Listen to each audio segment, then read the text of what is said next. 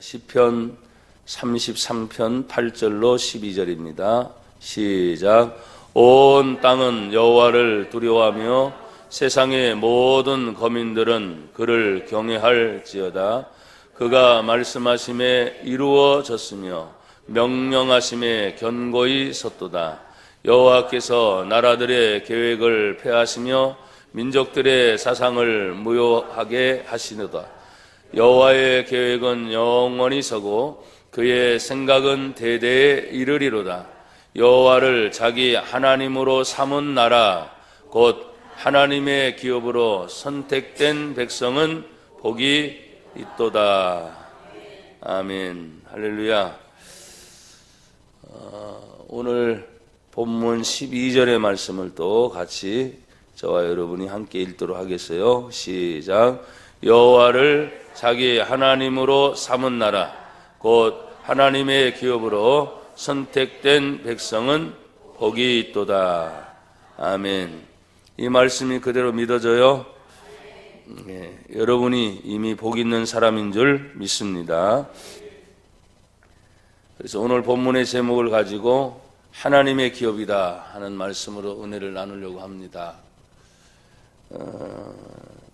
지금 11월 초 첫 주인데 중앙일보 2017년 11월 1일자에 우리나라에서도 제법 큰 롯데그룹의 총괄 회장이었던 신격호라는 분에게 서울중앙지검에서 구속을 명령을 했어요. 그 구속 명령 중에 징역 10년을 구형했어요. 그리고 벌금이 3천억이 떨어졌어요. 근데 이분의 나이가 95세입니다. 그러면 이제 죽으라는 얘기죠?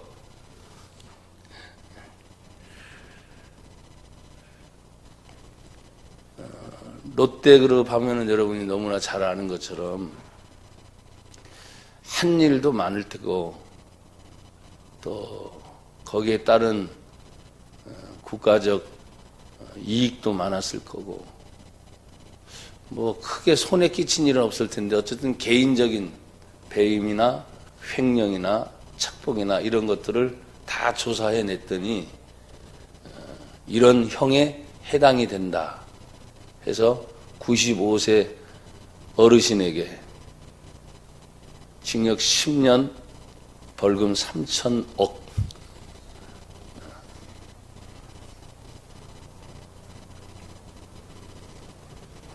잘못했으니까 당연히 그래야 되겠죠.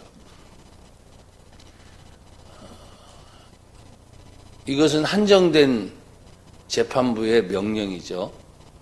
근데 나와 여러분들은 저 천국에서 영원히 살든지 아니면 죄 때문에 영원히 어디에 살아요? 그래서 95세 노인이 법정에서 내가 지금 내가 왜 여기 와 있느냐? 내가 횡령했느냐? 내가 지금 재판을 받고 있는 횡소술한 게 정신도 지금 온전치 않은 사람인데 그렇게 묻는 거예요. 끔찍하죠. 성경의 마지막은 영영 형벌이에요. 영영 형벌. 우리가 생각하면 95세 나이에 3천억 하면 와. 그래서 어제 이것을 읽다가 참 끔찍하다. 그래서 첫 질문을 여러분에게 드려보겠어요. 여러분 예수님 믿으세요? 네. 죄사함 받으셨습니까? 네. 예수님 때문에 죽어도 천국 갈 수 있습니까? 네. 이 세상에서도 이렇게 분명한 재판의 기준을 가지고 나이에 상관없이 법으로 형량을 정해요. 나는 나와 여러분들이 이 땅에서 예수님의 흘리신 그 거룩한 보혈의 피로 십자가의 은총을 입어서 비록 가난하고 어렵게 살지만 죄 사함 받아서 영원한 하나님의 나라에서 영생 천국을 누리는 나나 여러분이 되기를 축복합니다. 요즘 정치는 하여간에 뭐든지 때려잡으려고 하는 그런 정치로 가는 것 같아요. 그래서 제가 요사이는 그런 게 별로 관심이 없었는데 자꾸 나라를 생각하다 보니까 이런 정치면 경제면 그 부분을 자꾸 보게 돼요. 그래서 경제부에서 회의가 열렸는데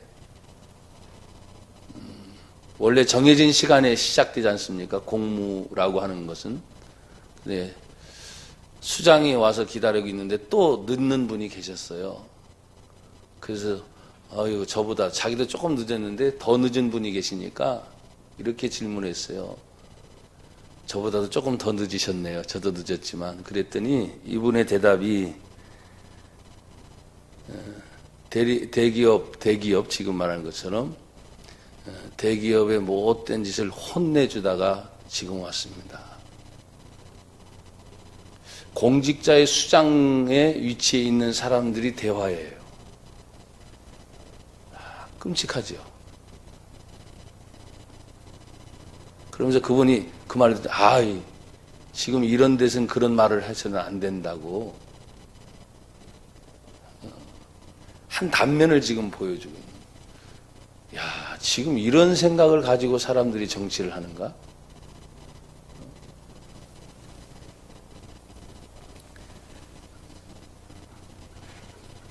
제가 금요일날 우리 서울과 부산과 광주의 연수원 목사님들이 전체 모인 한 60여 명 정도가 모인 자리에서 그런 얘기를 했습니다. 성경의 하나님은 무엇이다? 사랑이시다. 여러분 우리의 과거의 잘못을 하나님이 다 들춰낸다면 끔찍할 거예요. 여러분이 기억하지도 못하는 것까지 하나님은 다 아시니까. 막 끔찍할 거예요. 근데 단서가 있습니다. 예수님 믿고 십자가의 공로 때문에 예수님의 피 흘림이 없은즉 죄 사함이 없느니라. 피는 곧 생명이다. 그러니까 생명을 주고 모든 죄악을 다 덮는 하나님의 용서와 사랑이 있기 때문에 그 믿는 순간부터 과거의 죄는 더 이상 기억하시지도 않고 생각하지도 않고 이게 성경의 하나님의 사랑이에요. 마귀라는 놈은 자꾸 옛날 얘기를 끄집어내요. 그건 100% 마귀입니다. 제가 단언컨대 요사이 제 설교가 어쨌든 유튜브 상에 인터넷에 뜨니까 참 조심스러워요. 그렇지만 단언코 말을 해요. 과거의 죄를 들춰내는 것은 마귀의 역사입니다. 성경 어딜 봐도 하나님은 용서하신 하나님은 더 이상 과거를 묻지도 않아요. 중요한 것은 하나님의 입장에서는 지금부터예요. 지금부터. 그리고 앞으로 어떻게 살 것인가. 저희 교회 올해 표어가 고린도후서 5장 17절 그런즉 누구든지 그리스도 안에 있으면 새로운 피조물이라. 이전 것은 지나갔으니 보라 새 것이 되었도다. 이 본문의 구절을 가지고 올해 좀 더 새롭게 하자는 취지에서 더욱 새롭게 하소서라는 표어를 정하고 올 한 해 동안 이렇게 오고 있어요. 그래서 제가 오늘 낮에는 이 본문을 선택하고 오후에는 다시 우리 교회 표어 성경 구절을 가지고 여러분이 늘 아는 내용이지만 반복해서 한 번 더 생각을 하려고 해요. 그러니 하나님의 사랑이 얼마나 좋습니까? 더 이상 묻지 않는다니까요. 지금과 앞으로를 향해서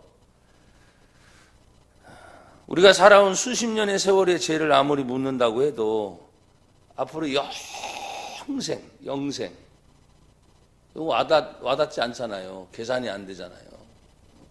그래서 여러분에게 제가 지금 신기코 회장의 얘기를 툭 던진 게 그렇구나. 어떤 것이든 묻지 않고 지나가는 법은 없죠. 근데 성경을 읽다 보면 하나님 앞에 딱 섰을 때 거울 앞에 우리가 발가벗은 몸으로 서 있는 것처럼 다 여러분 스스로 하나님 앞에 직고할 것이다. 숨길 수가 없어요, 하나님 앞에서. 그러니까 세상은 숨기니까 다 법을 통해서 들춰내서라도 그 형량에 맞게 때리듯이 하나님 앞에서는 나나 여러분이 스스로 숨길 수가 없어서 다 얘기를 해야 되는데, 그 말을 하려고 하는 것이 주된 것이 아니라 오늘 하나님이 나와 여러분들을 하나님의 기업으로 선택을 했다는 거예요. 기업은 무너지기를 원해요? 세워지기를 원해요? 예, 그렇죠? 잘못되기를 원해요? 잘 되기를 원해요? 간단해요. 원리는 간단해요. 잘 되기를 원하셔요. 나는 여러분이 잘 되길 바랍니다. 뭐가 잘 되느냐? 세상의 가치관으로 자꾸 가지 마세요. 세상의 가치관은 가난한 사람은 잘못된 것이고 부자는 잘된 것이다, 이렇게 말을 해요. 근데 그게 그렇지 않아요. 성경 원리를 보면 부자인 사람도 예수 믿고 천국 갑니다. 가난한 사람도 예수 믿고 천국 갑니다. 그러니까 가졌다 안 가졌다, 배웠다 못 배웠다, 내가 부자다 가난하다, 건강하다 약하다, 이런 개념의 잣대가 아니라 성경의 개념은 오늘 첫 번째 말씀하시죠. 12절에 여호와 하나님을 자기 하나님으로 삼은 나라, 하나님의 기업으로 선택된 백성, 백성이 곧 나라고 백성이 곧 기업이고 그 백성이 하나님 앞에 복을 받은 것이다. 국가가 있으려고 한다면 영토, 땅이 있어야 되죠. 국가가 있으려고 한다면 국민이 있어야 돼요. 그렇죠? 국가의 요소예요, 요소. 국가 안에 주민, 사람이 없으면 국가가 될 수가 없고, 그 사람들이 거하는 땅이 없으면 국가가 될 수가 없어요. 근데 오늘 성경에 보니까 하나님의 포인트는 하나님으로 삼은 나라, 그게 백성이다. 하나님의 기업이 누구냐? 그게 바로 여러분과 나, 백성이다 이거죠. 그래서 복받은 백성이 하나님 앞에서 믿음을 전수해서, 이 짧은 시간이지만 어쨌든 우리나라는 우리나라 힘으로 해방을 맞이할 수도 없었고 우리나라 힘으로 전쟁을 끝낼 수도 없을 것만큼 힘이 없던 나라 대한민국이죠.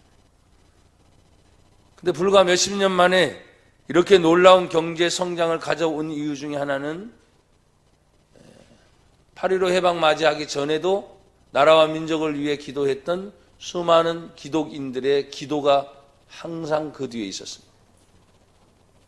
전쟁의 마지막 슬픔과 아픔, 그런 고통 속에서도 그걸 이겨내기 위한 수많은 기독인들의 기도가 있었습니다. 여러분에도 언젠가 얘기했지만 인천 상륙작전의 성공 확률은 5,000분의 1이에요. 성공할 수 없는 겁니다. 서울을 수복하고 난 다음 메가더 장군이 이 전쟁은, 많은 얘기가 있지만 이 전쟁의 승리는 하나님께서 승리하게 하신 것이다. 그렇게 고백을 했어요. 하나님이 함께하는 나라 대한민국. 그 사이에 여야, 심지어는 그 사이에 민주주의, 공산주의, 뭐 좌경화, 우경화, 진보, 보수, 그런 이야기를 많이 하면서 너무나 가슴 아프게 이 나라 대한민국이 둘이 되고 분리가 되고 반목의 현상 속에서 있는 것이 가슴이 아파요. 그래서 저는 요 사이에 우리 성도들뿐만 아니라 어딜 다니면서 하는 말이 이 말입니다. 한번 따라합시다. 예수 안에서 하나 되게 하옵소서. 그 얘기를 자꾸 하고 다녀요. 분리가 아니라 하나가 되는 거예요. 나눠지는 것이 아니라 연합을 이루는 것이죠. 마치 예수님이 이 땅에 오셔서 하늘과 땅이 완전히 갈라져 있잖아요. 왜? 죄로 인해서 인간이 하나님을 떠난 순간부터 우리는 살지만 영으로는 이미 죽은 걸로 봐요. 왜? 하나님과의 관계가 끊어졌기 때문에 그래요. 그렇지만 예수님이 이 땅에 오셔서 십자가의 죽으심으로 말미암아 끊어진 하나님과의 관계를 회복시켜 주신 줄 믿습니다. 그래서 십자가는 둘이 아니라 하나로 만드는 작업이에요. 십자가는 가운데 막혀있는 담이 있다 할지라도 그 담을 허물어서라도 하나로 만드는 것이 십자가의 삶과 같은 것이에요. 오늘 성경은 이렇게 말을 합니다. 나나 여러분이 하나님의 나라다. 나와 여러분이 하나님의 기업이다. 그래서 하나님의 기업은 이미 복이 있는 것이다. 왜? 우리가 믿는 하나님은 복의 근원의 하나님이기 때문에. 찬송가에 보면은 복의 근원 강림하사 찬송하게 하소서. 복의 근원이 누구예요? 하나님이에요. 그 하나님께서 우리가 하나님을 향해 경외하기를 원하고 계세요. 오늘 여기 본문을 보십시오. 온 땅은 여호와를 두려워하며 8절입니다. 세상의 모든 거민들은 누구를? 여호와를 어떻게 할지어다? 경외할지어다. 아멘. 그러면 경외한다는 것이 무엇인가? 오늘 여기 성경에서 다 찾아보세요. 18절에 보면 이렇게 경외가 나와 있어요. 18절, 33절 18절 시작. 여호와는 그를 경외하는 자 곧 그의 인자하심을 바라는 자를 살피사. 아멘. 그를 경외한다는 것은 곧 하나님의 인자하심을 바라보는 것이다 그랬어요. 하나님의 인자하심을 바라보는 거예요.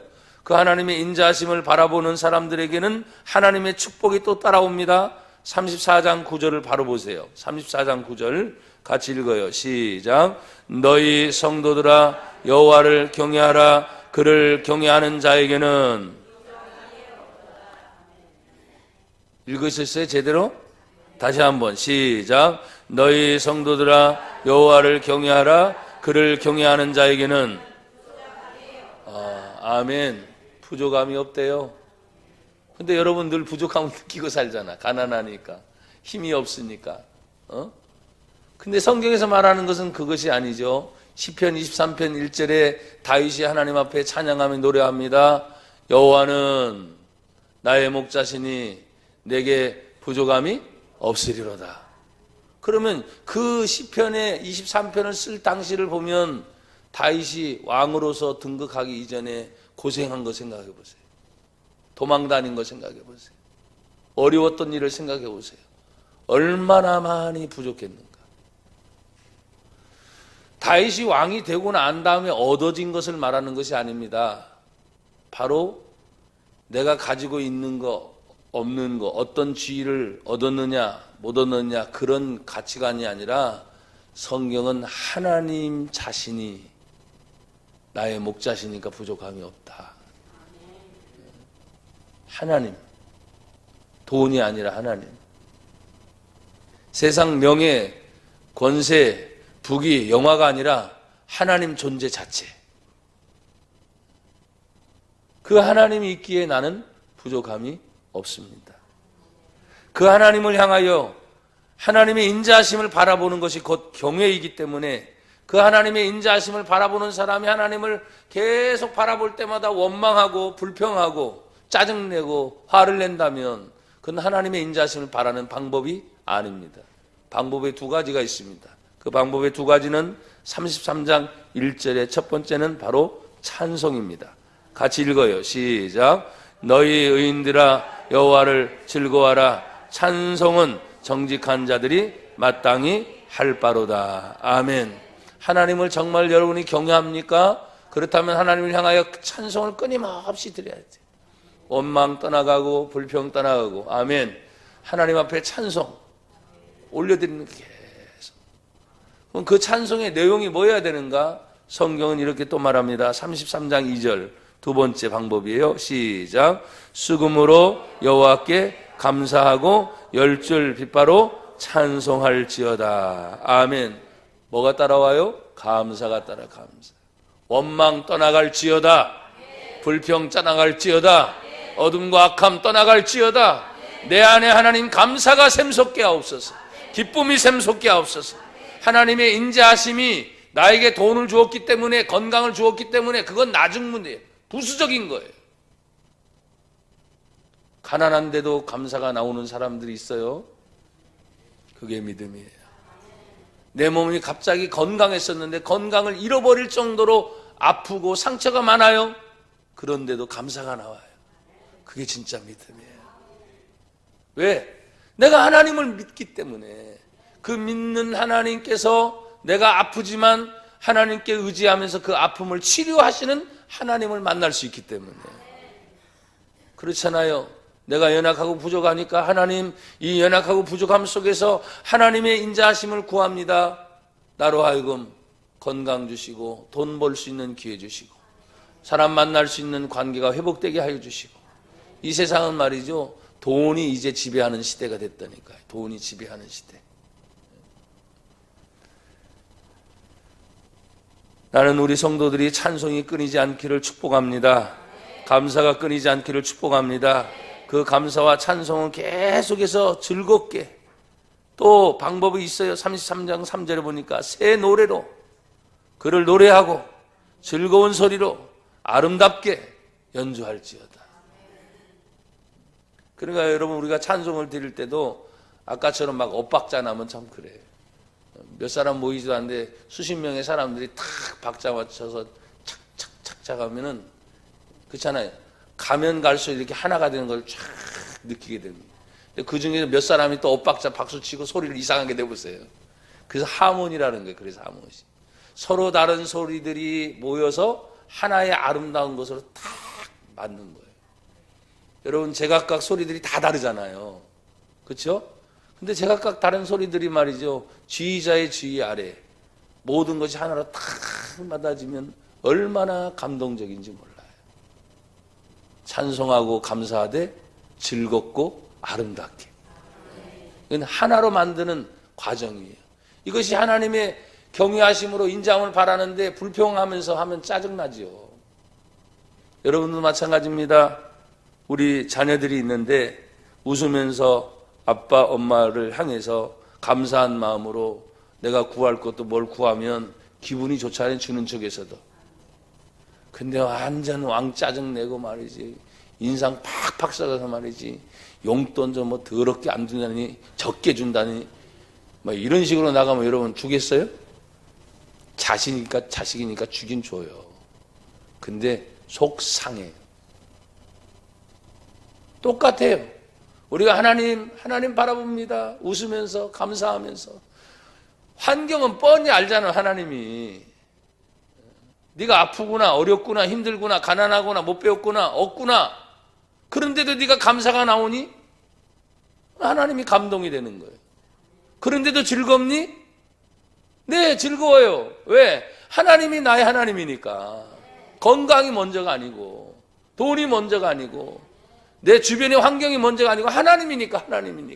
그 하나님이 모든 것의 주인이 되시니까.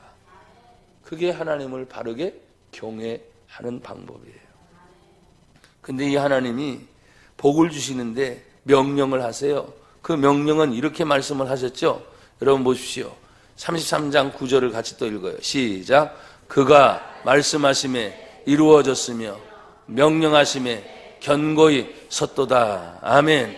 그 명령은 여호와 하나님의 말씀인 줄 믿습니다. 그러면 그 말씀이 어떻습니까? 33장 4절에 여호와의 말씀은 정직합니다. 그가 하시는 행하는 다 진실하십니다. 33장 6절에 말합니다. 여호와의 말씀으로 하늘이 지음이 되었으며 그 만상을 그의 입 기운으로 이루었도다. 그러니까 하나님의 말씀이 명령으로 되어졌기 때문에 명령은 그대로 진행이 됩니다. 안 되는 것이 없는 거죠. 사랑하는 여러분, 나와 여러분이 자꾸 힘들 때 보면 하나님의 말씀을 읽어도 힘있게 읽어요. 힘이 없이 읽어요. 내가 힘이 없기 때문에 힘이 없이 읽어요. 그런데 그때 생각하세요. 분명히 하나님 말씀은 살아있고 운동력이 있습니다. 좌우의 날선 어떤 것보다도 예리합니다. 그러니까 어떤 성경 한 구절을 보더라도 여러분이 믿음을 가지고 확신을 가지고 읽으셔야 돼요. 제가 말했죠. 요한계시록 1장 3절에 이 예언, 하나님 말씀을 읽는 자들과 듣는 자들과 그 가운데 기록한 대로 행하는 자들에게 뭐가 있다? 복이 있다. 말씀은 읽어도 복이 있어요. 그러니까 내가 지금 믿음이 실려지지 않아요. 약해요. 분명히 힘들어요. 찬송하는 것도 겨우겨우 부를 수도 있어요. 기도하라고 하면 목사님은 맨날 기도만 하라는, 제가 말했잖아요. 맨날 기도하지 그럼 뭐해? 여러분 맨날 호흡하듯이 그게 기도거든요. 맨날 밥 먹듯이 성경을 읽으라는데 뭐가 잘못됐어요? 그 성경을 읽고 그 말씀을 붙잡고 기도하는 중에 하나님께서 인자하심을 여러분이 기다렸다며요. 거기서부터 말씀의 응답이 오는 거예요. 응답은 어디에 있다 그랬죠? 여러분 안에 있다 그래요. 내가 낙심되고 좌절됐는데 말씀과 은혜가 임하면 성령이 나를 다시 강하게 하세요. 담대하게 하세요. 자신 있게 하세요. 바라보는 것도 말이죠. 불평이었는데 싹 사라지고 감사가 보여요. 참 신기하죠. 답이 다 내 안에 있어요. 내 안에. 사람이 좌절하고 염려하고 걱정하고 낙심이 딱 되는 순간 믿음은 있는데도 그 믿음의 능력이 극대화가 되지 않는 거예요. 그래서 하나님 명령을 하셨잖아요. 그 말씀이 정직하다, 신실하다, 말씀대로 되었다. 하늘의 모든 만상과 그의 입의 기운으로. 그러니까 여러분 믿음을 가지고 보시면 이 세상의 모든 흘러가는 것이 아침에 딱 나올 때 여러분이 건강 상태가 딱 좋잖아요. 그럼 그 아침의 기운이 야 상쾌하다 이렇게 돼요. 근데 몸이 굉장히 아프고 막 추스리게 되잖아요. 그러면 그 바람이 나를 아프게 하는 바람이 됩니다. 그렇죠? 무슨 얘기인지 이해가 되시죠? 영도 똑같아. 영혼의 상태도 똑같아.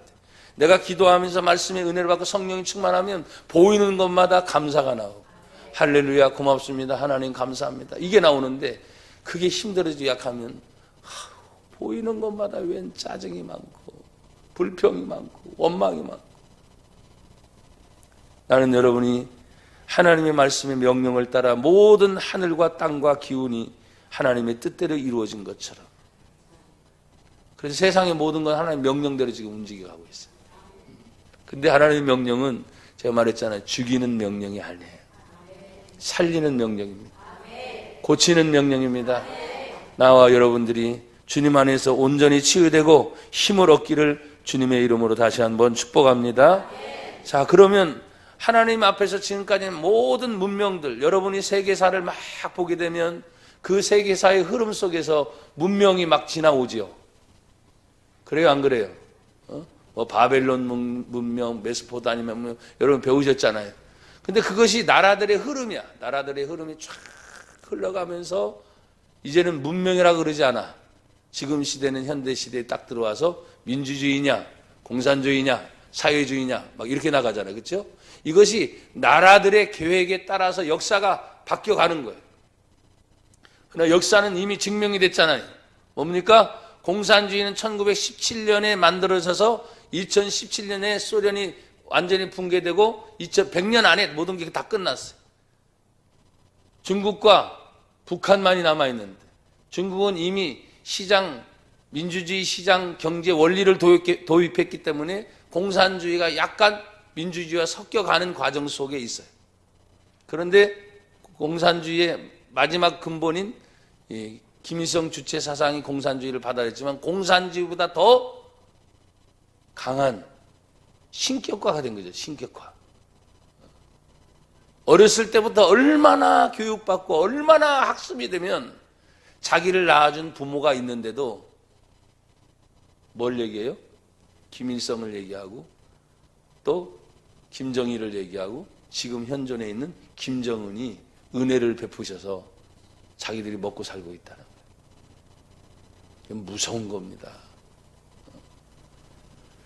서로 상호간에 고발, 고소하고 그 범주에서 벗어나지 못하고, 그러니까 여러분 그 외곽지대에 살고 있는 사람들은 진짜 사는 것이 아사 상태에 빠져서 죽어가는 경우도 많아요. 평양을 비춰주면 초고층 건물들도 있고 또 차도 다니고 사람들이 괜찮잖아요. 근데 평양 외곽을 벗어난 순간부터 여러분 끔찍한 일들이 많이 없어요. 사랑하는 여러분, 정신 바짝 차리고 이 세상의 나라들의 계획은 언젠가 다 무너지게 되어 있어요. 왜? 성경의 말씀이 그렇습니다. 여러분 보십시오. 10절, 33장 10절 시작. 여호와께서 나라들의 계획을 뭐 하시고? 없어진다는 거죠. 그 다음에 민족들의 사상을 무효하게 하신다. 이것이 전부 잘 됐다, 저것이 전부 잘 됐다, 뭐 문명시대, 사회시대, 모든 것들이 다 발달되지만 다 무효화되고 또 없어지게 될 것이다. 근데 하나님의 계획도 있을 거 아니에요. 이 세상에 나라들의 계획이 있다면 하나님의 계획도 있을 거 아닙니까? 그 하나님의 계획은 무엇입니까? 오늘 33장 11절 다 같이 시작. 여호와의 계획은 영원히 서고 그의 생각은 대대 이르리로다. 아멘. 그래서 세계사를 자꾸 보다 보면 흘러가는 것이 예전엔 그냥 뭐라 그러죠? 주입식 교육이었잖아요. 점수 잘 받기 위해서. 근데 다시 지금 제가 보는 것들이 있어요. 세계사를 봅니다. 역사를 봅니다. 공산주의를 다시 봅니다. 민주주의를 봅니다. 그리고 쭉 펼쳐지는 것이 이제 보이기 시작. 그래서 제가 여러분에게 말을 했어요. 한번 따라해 보세요. 성경대로 세계는 흘러간다. 다시 성경대로 역사는 흘러간다. 그 성경의 역사의 맨 마지막에 정점이 뭡니까? 우리 예수님 다시 이 땅에 오신다는 거예요. 사도행전 1장에 예수님이 십자가에 죽으시고 다시 부활하시고 40일 동안 이 땅에 계시다가 승천하시면서 하신 말씀, 너희들이 본 그대로 내가 다시 오리라. 이걸 위해서 모든 세상의 정치, 역사, 세계가 흘러가고 있는 거예요. 주님의 재림을 맞이하기 위해서 가는 거예요. 그런데 많은 사람들이 얘기합니다. 정말 주님이 가까운 때가 왔다. 예수님이 마태복음 25장에 이미 세상에 일어날 징조들에 대해서 얘기했잖아요.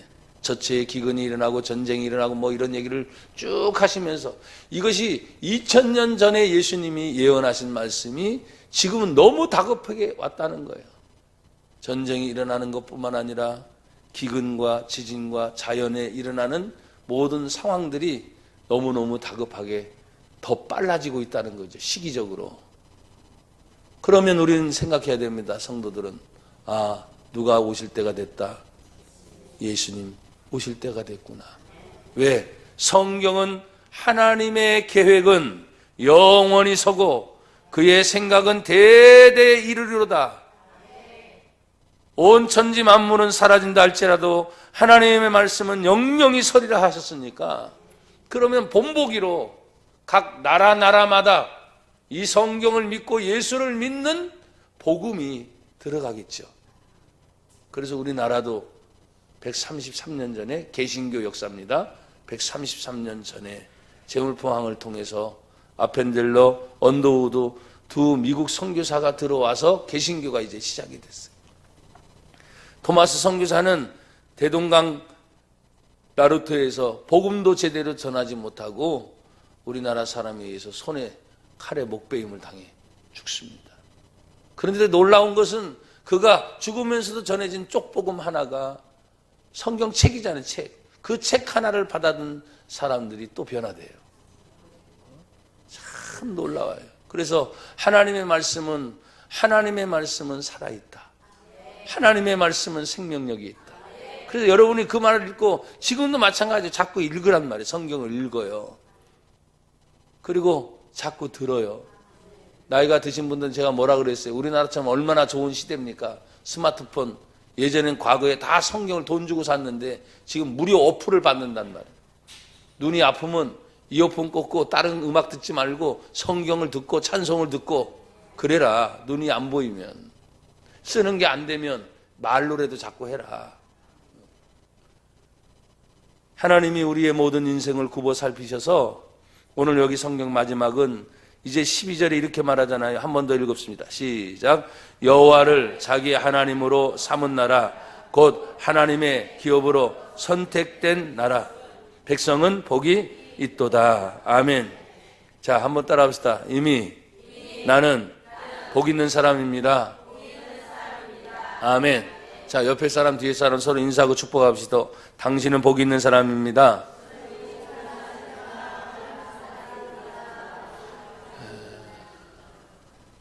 이미 복이 있는 사람인 걸 기억하고, 여러분들이 일주일 중에 예배를 드리는 이때 이런 말씀만 듣지 월요일부터 시작해서 듣는 세상의 모든 가치관을 보십시오.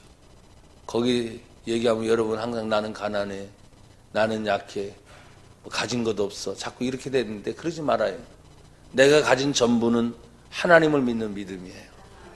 그 믿음 안에서 나로 호흡하게 하신 하나님 감사합니다. 살게 하신 하나님 감사합니다. 직장을 가게 하신 하나님 감사합니다. 사람을 만날 수 있는 대인관계를 넓혀주신 하나님 감사합니다. 나로 하여금 밥을 제대로 씹어 먹을 수 있는 것도 감사하셔야 돼요. 이빨에 다 빠져가지고요 힘들어하는 사람도 있거든요. 호흡기 기관질이 안 좋아가지고 호흡하는 것 자체가 힘든 사람이 많아요. 제대로 눈이 안 보여가지고 희미해져가지고 뭐가 뭔지도 모르는 사람들이 있어요.